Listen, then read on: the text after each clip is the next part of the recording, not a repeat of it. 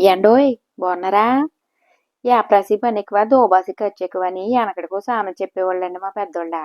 ఒకసారి నిజమేనేమో అనిపిస్తుందండి.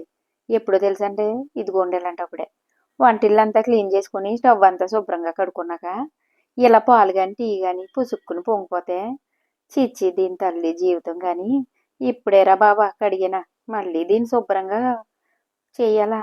ఓయమ్మో! సర్లే ఏం చేస్తాం, ఇల్లాలన్నాక ఇలాంటి బాధ్యతలన్నీ మనమే కదండి. అన్నీ మూసుకొని చేసుకోవాలి. ఎంత చేసినా కూడా ఈ మగాళ్ళు ఉన్నారే, వాళ్ళు ఏమంటారో తెలుసండి. యా, ఇంట్లో ఖాళీగానే ఉంటారు కదా, పని పాట ఆ మాత్రం చేసుకోలేరా అని కూరలో కరివేపాకులాగా తీసి పడేస్తారండి. ఇంట్లో ఖాళీగా అన్న మాట వినగానే సిర్రెత్తిపోతుందండి కోపం.